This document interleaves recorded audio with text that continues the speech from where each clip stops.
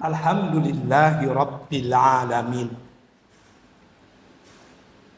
Wabihi nasta'in ala umurid dunya waddin.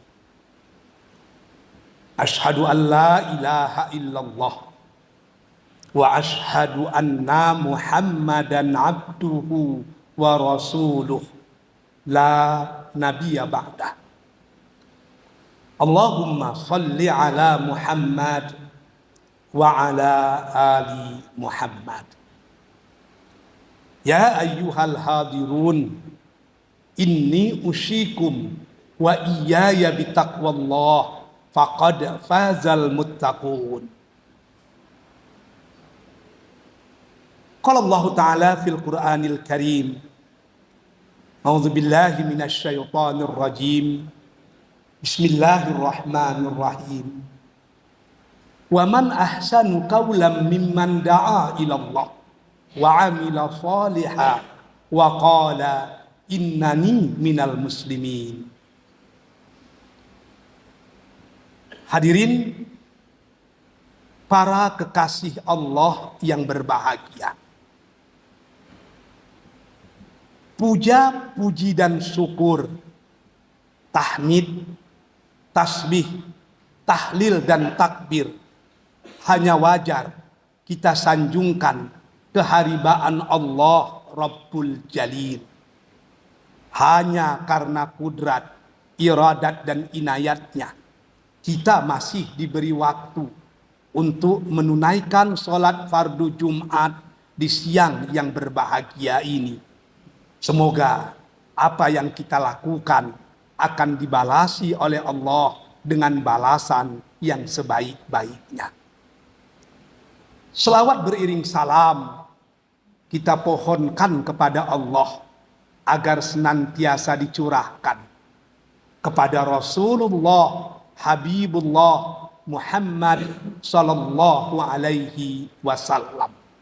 Sama-sama kita berikrar agar tetap menjadi umat dan pengikutnya yang senantiasa menghidupkan sunnahnya dalam hidup dan kehidupan kita, insya Allah.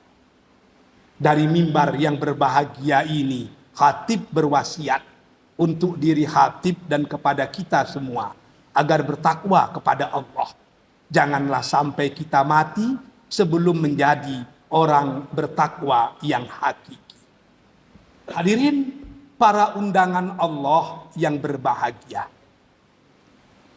hubungan antara akal dan wahyu dalam belantika pemikiran Islam kadang-kadang sangat mesra, tapi kadang-kadang bisa berjalan sendiri-sendiri.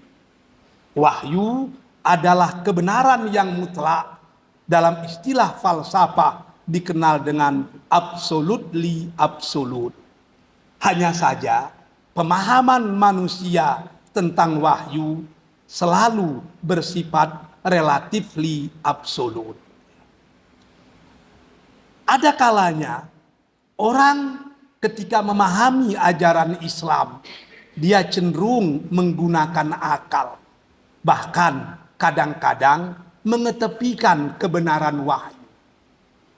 Tapi pada sisi yang lain, ada yang lebih cenderung kepada wahyu, sama sekali menutup ruang untuk akal melakukan sesuatu yang pada tempatnya. Ada pula yang lebih cenderung bermain dengan hati, sehingga dia hanyut ke dunia sufi yang kadang-kadang tidak berbatas dan tidak bertepi. Untuk itu Muhammadiyah menggunakan konsep pemikiran yang menyatukan tiga kutub tersebut. Inilah yang disebut dengan bayani, burhani, dan irfani. Hadirin sidang jemaah Jumat, para kekasih Allah yang berbahagia. Pemikiran yang bersifat bayani adalah kemampuan kita memahami ajaran-ajaran Islam itu berbasiskan kepada nas, berbasiskan kepada wahyu. Ajaran tanpa wahyu tentu bukanlah disebut dengan ajaran yang hakiki. Contoh yang paling mudah adalah ketika Allah Subhanahu wa Ta'ala menyuruh kita untuk melakukan sholat, maka pada level bayani kita mencari dalil tentang wajibnya sholat itu. Tentu terlalu banyak ayat-ayat Al-Quran yang menyuruh kita untuk melaksanakan sholat. Seperti dalam salah satu firman-Nya, aqimus sholat, dirikanlah sholat. Melaksanakan ajaran agama berbasis wahyu inilah yang disebut dengan bayani, di mana bayani merupakan ajaran dasar yang sangat prinsip sebelum memahami rentetan atau tangga-tangga pemikiran keislaman yang lain. Apabila pemahaman berbasis bayani sudah kokoh, maka Muhammadiyah menawarkan pemahaman Islam yang kedua yang disebut dengan burhani. Burhani memahami ajaran Islam bukan sekedar berbasis wahyu, tapi mendayagunakan akal manusia sehingga akal itu berfungsi untuk mengokohkan kebenaran wahyu. Wahyu sudah mutlak benar, tapi tidak semua orang yang mengakui kebenaran wahyu. Oleh karena itu perlu argumen, perlu dalil-dalil yang berbasis akal atau scientific proof untuk menyadarkan manusia betapa penting kebenaran wahyu tersebut. Ini bisa dipahami ketika kita melaksanakan sholat. Aqimus sholat, dirikan sholat. Lalu kita mencari bukti-bukti ilmiah. Apa sebenarnya manfaat sholat itu dalam kehidupan manusia? Menurut Profesor Van der Hoeven, kalimat yang paling banyak diungkapkan ketika sholat adalah kata-kata Allahu Akbar. Maka beliau coba meneliti apa yang terjadi pada diri manusia ketika dia mengucapkan kata-kata Allah. Hasil penelitiannya luar biasa. Profesor Van der Hoeven, seorang pakar penyakit jiwa di Belanda yang beragama Katolik, menyatakan ketika orang menyebutkan huruf alif A, ada gerakan refleksologi dari lidah menuju otak yang fungsinya menenangkan otak manusia. Ketika orang menyebutkan huruf lam, Allah, ketika lidah berada di langit-langit, ada gerakan refleksologi dari lidah menuju paru-paru yang fungsinya melapangkan saluran pernapasan. Sementara huruf yang ketiga adalah ha, Allah, Allah. Ketika orang menyebutkan huruf H, ada gerakan refleksologi dari lidah menuju jantung yang fungsinya menstabilkan detak jantung. Penemuan-penemuan ilmiah ini semakin memperkokohkan keyakinan kita bahwa sholat itu bukan untuk kepentingan Allah, tapi sholat itu untuk kepentingan manusia. Allah tidak memerlukan apapun sebab Dia Tuhan yang maha sempurna. Definisi kesempurnaan dalam falsafah Islam adalah sesuatu yang tidak memerlukan apapun, tapi segala sesuatu pasti memerlukan Dia. Andai kata kita sudah duduk dengan keyakinan yang mutlak berdasarkan wahyu dan scientific proof, Muhammadiyah menawarkan pemikiran Islam yang ketiga yang kita sebut dengan irfani. Irfani adalah pemikiran yang mendahulukan, yang menyempurnakan dua pemikiran di atas dengan pendekatan hati.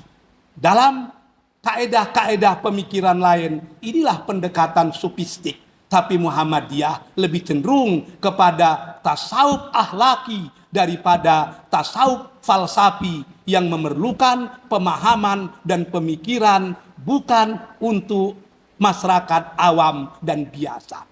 Dalam memahami ajaran Islam dari aspek irfani ini, maka hati menjadi sesuatu yang sangat penting.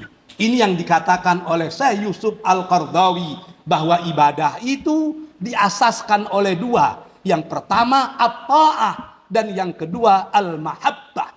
Andai kata beribadah berdasarkan ketaatan itu bagus, tapi seringkali ada rasa berat dan beban di sana.